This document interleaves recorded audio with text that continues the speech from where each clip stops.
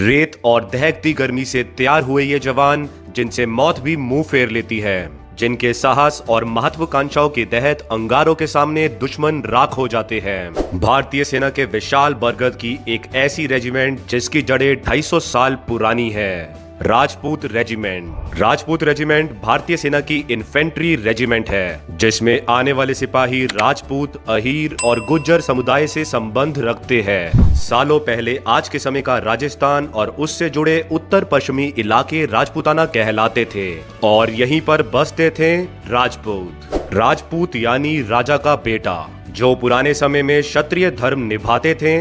क्षत्रियों का कर्म अपने लोगों और मातृभूमि की रक्षा करना था। काल विजय राजपूती क्षत्रिय अमर सिंह और पृथ्वी राज का नाम ही काफी है राजपूतों की ताकत को समझने के लिए। ये वीर योद्धा अपनी माटी की रक्षा और मान सम्मान के लिए अपनी गर्दन कटवा लेते थे, लेकिन कभी सर नहीं झुकाते थे। इसी बात ने अंग्रेजी सल्तनत को इनकी तरफ आकर्षित किया और 1778 में राजपूतों को 3rd बटालियन के रूप में अपनी सेना में शामिल कर 31 बंगाल नेटिव इन्फेंट्री को अस्तित्व में लाया गया।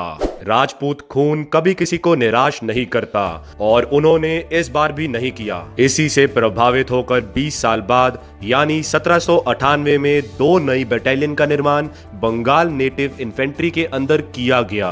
ये बटालियन मौजूदा समय में 1/2 राजपूत है, जो कि भारतीय सेना के मजबूत अंगों में से एक है। अपने जन्म से लेकर अब तक शायद ऐसा कोई भी युद्ध नहीं रहा होगा जिसमें राजपूत रेजिमेंट के शेरों ने हिस्सा ना लिया हो।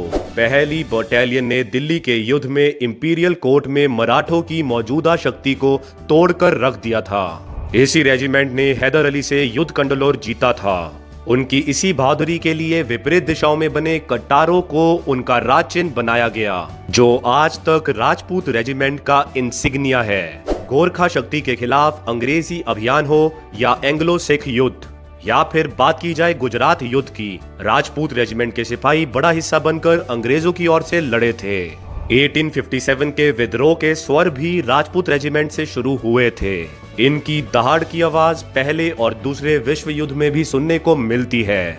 दूसरे विश्व युद्ध के दौरान इन्होंने बर्मा अभियान से लेकर इजिप्ट, इथोपिया, हांगकांग और अर्मीनिया के रेगिस्तान में दुश्मनों को तबाह करके रख दिया था। भारत के आजादी के समय रेजिमेंट में 50% की भारी संख्या में मौजूद पंजाबी और बंगाली मुस्लिम सैनिक इसका मजबूत हिस्सा थे।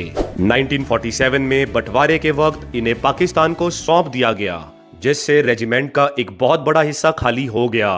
बाद में इसे गुज्जर समुदाय के लोगों से भरा गया, जो कि पंजाब रेजिमेंट द्वारा सौंपे गए थे। जनरल हैरी हेलन इन राजपूतों की काबिलियत से बखूबी परिचित थे और विश्व युद्ध के दौरान इन्होंने रेजिमेंट की कमान भी संभाली। उनका पसंदीदा नंबर 7 होने के कारण आजादी से पहले सभी राजपूत रेजिमेंट के नाम से पहले 7 लगा होता था, जैसे बाद में भारतीय सेना में शामिल करते वक्त 7 हटाकर सिर्फ राजपूत रेजिमेंट कर दिया गया। जम्मू कश्मीर के ऑपरेशन में इन्होंने जांबाजी की मिसाल लिखी। Rajput regiment 50th parachute brigade के नेतृत्व में जमकर दुश्मनों का सामना करते हुए जंगार से कोटली को जुड़ती हुई एक जरूरी सड़क को सुरक्षित करते हुए हजारों दुश्मनों को मौत की नींद सुला दिया। सिकदार सिंह, हवलदार महादेव सिंह, सूबेदार गोपाल सिंह जख्मी हालत में लड़ते हुए जंग नायक के रूप में सामने आए। Lieutenant colonel B Awasthi, major B K Pant, lieutenant colonel MS रिक के साथ भारतीय चीन युद्ध में सैकड़ों जवानों ने यह बताया कि राजपूत कौन है, किस फौलाद के बने हैं और वे क्या कर सकते हैं। अपनी रेजिमेंट के नारे बजरंग बली की जय की ललकार के साथ अपने खून से अमर गाथा लिख गए, जिन्हें अगले हजारों सालों तक सुनाया जाएगा।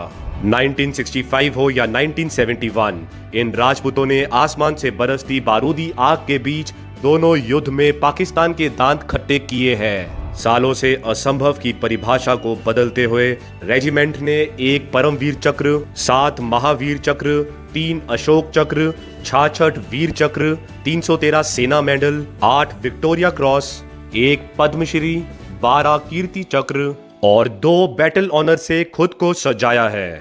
रेजिमेंट का केंद्र फतेहगढ़ उत्तर प्रदेश में मौजूद है। भारत के पहले आर्मी चीफ कोडंडेरा मडप्पा कयप्पा और 23rd army chief general V K Singh Rajput regiment से ही है। रेजिमेंट अपने सिद्धांत सर्वत्र विजय मतलब विक्ट्री एवरीवेयर के साथ पूरा इंसाफ करती बड़ी दृढ़ता से आगे बढ़ रही है। जंग में विजय या मृत्यु के अलावा सब कुछ नामंजूर करने वाले भारतीय सेना के राजपूतानी योद्धाओं ने सदियों से जाबाजी के नए पैमाने देते हुए अपने बलिदान दिए हैं और आगे भी देते रहेंगे ताकि उनके देश का सर कभी ना झुके। अगर आपके पास कोई डाउट है तो नीचे कमेंट सेक्शन में जरूर पूछें। लाइक करें इस वीडियो को और हमेशा की तरह हमारी वीडियो को शेयर करें। मिलते